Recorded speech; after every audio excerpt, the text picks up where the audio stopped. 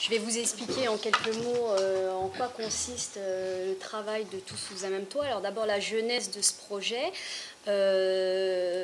Il y a un projet en fait très spécifique qui existe en Allemagne, à Münster, qui s'appelle la Clemens Wallraf-Haus, dont le docteur Smag, qui était à l'époque à l'hôpital Notre-Dame de Bon-Secours, s'est inspiré parce qu'il a trouvé ce projet très intéressant autour du malade Alzheimer.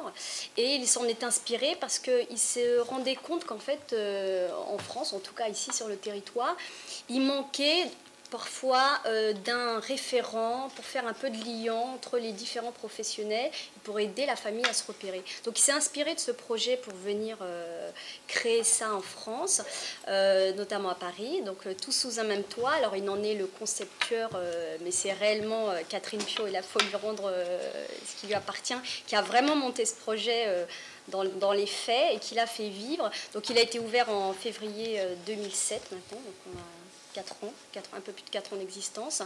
La mission vraiment principale de ce guichet, c'était de répondre à 2 rapports parlementaires, en gros, qui sont sortis en 2005 coup sur coup. L'un pointait en fait l'absence de référents pour les familles, et l'autre l'absence d'un guichet unique où les familles pouvaient s'adresser et les malades en cas de difficulté. Donc on a créé ce projet, on l'a appelé Tous sous un même toit parce que réellement on est tous sous le même toit. On a un bâtiment donc, qui est sur le site. Donc au premier étage, au 0 plutôt rez-de-chaussée, on a l'hôpital de jour psychogériatrique qui est dirigé par le docteur Bonté qui n'est pas là aujourd'hui.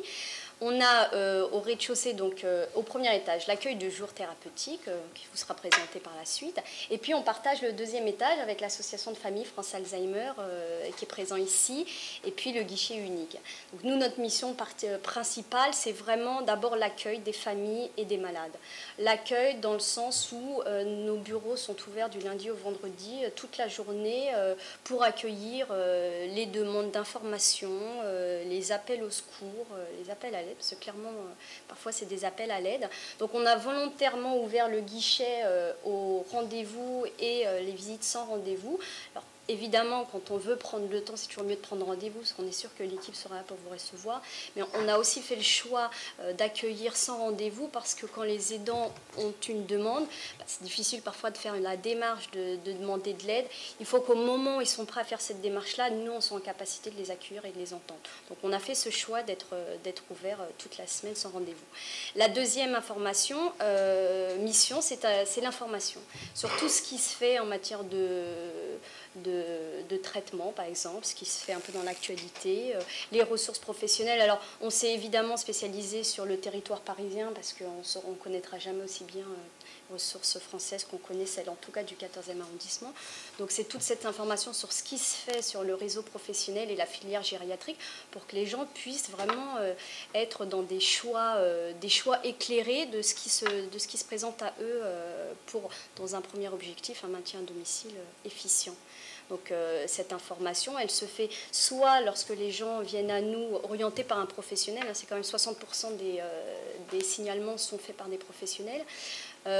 Ils viennent à nous, il y a un premier entretien qui se fait soit dans nos locaux, soit à domicile, donc avec le binôme assistance sociale psychologue, pour un premier aperçu, une première synthèse de la situation, une présentation, pour essayer de comprendre quelle est la crise aujourd'hui pour laquelle on fait appel à nous, essayer un peu de comprendre comment on va pouvoir les aider, on leur explique comment on fonctionne, et suite à cet entretien, alors c'est souvent les dents, avec les dents seules qu'est fait ce premier entretien.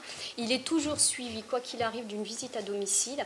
Et c'est là la plus-value en fait, du travail de l'équipe, c'est la constance et la présence à domicile du travail. Il y a toujours une visite au malade dans son environnement.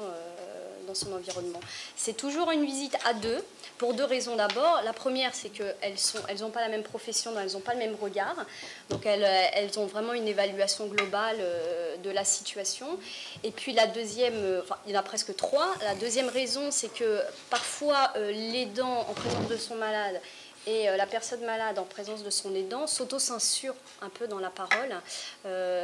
Donc on fait le choix parfois de séparer les deux, l'un part avec la psychologue, l'autre avec l'assistante sociale, et ça permet vraiment de parler parler franchement des choses et des difficultés qui sont les leurs.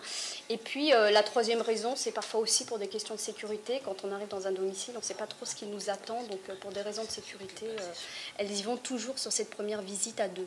Donc ça, c'est cette première visite. Et par la suite, voilà, on fait tout un travail de fourmi. On va aller prendre les informations sur cette situation partout où on les trouve. On va aller appeler d'abord le médecin traitant pour se signaler à lui faire part de notre arrivée dans cette situation, cet accompagnement, et lui essayer d'avoir quelques infos pour comprendre un peu ce que c'est que cette situation. S'il y avait déjà un plan d'aide qui existait, prescrit par un médecin hospitalier ou par le médecin traitant auparavant, on essaye de voir pourquoi il ne fonctionne pas aujourd'hui, parce que clairement, si on fait appel à nous, c'est qu'il y a quelque chose qui a grippé la machine, donc on essaye de faire un peu le tri dans tout ça. Et puis, notre travail, c'est d'aller remobiliser toutes les ressources professionnelles qui existaient mais qui ne viennent plus, et on va vous expliquer à travers un exemple comment ça se traduit concrètement, mais on va essayer d'aller voir concrètement qui ne vient plus, pourquoi et ce qui manque. Donc voilà, c'est un gros travail d'accompagnement qui est fait. Je vais passer la parole d'abord à Agnès Frédier et le docteur Vergès-Cousin pour qu'elles illustrent ce travail-là, et puis on passera après à Joanne, notre psychologue.